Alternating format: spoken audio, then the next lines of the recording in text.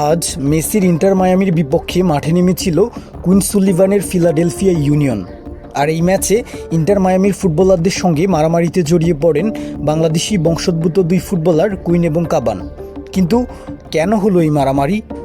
মূলত ম্যাচের ১০০তম মিনিটে কুইন সুলিভান বল নিয়ে ইন্টার মায়ামির ডি বক্সে ঢুকলে তাকে ফাউল করেন মায়ামির এক ফুটবলার। এরপর কুইন উঠে বসলে ওই ফুটবলার আবারও কুইনের মাথায় ধাক্কা দেন। এতেই মেজাজ হারান ২২ বছর বয়সী এই ফুটবলার। এরপর অনেকটাই WWE স্টাইলে ওই ফুটবলারকে আছড়ে ফেলেন কুইন। এরপরই এই দুই ফুটবলারকে শান্ত করতে এগিয়ে আসেন দুই দলের ফুটবলাররা। একই সঙ্গে ভাইকে রক্ষা করতে এগিয়ে আসেন কাভান সুলিভান। আর তখনই কাভানের উপর চওড়া হন ইন্টার মায়ামির ফুটবলার ইয়ানিক ব্রাইট। এরপর হাতাহাতিতে জড়িয়ে পড়েন কাভান ও ব্রাইট। শেষ পর্যন্ত দুজনকেই লাল কার্ড দেখিয়ে মাঠ থেকে বের করে দেন রেফারি। নাটকীয় ম্যাচে শেষ পর্যন্ত ২-২ গোলে ড্র করে ইন্টার মায়ামি এবং ফিলাডেলফিয়া ইউনিয়ন।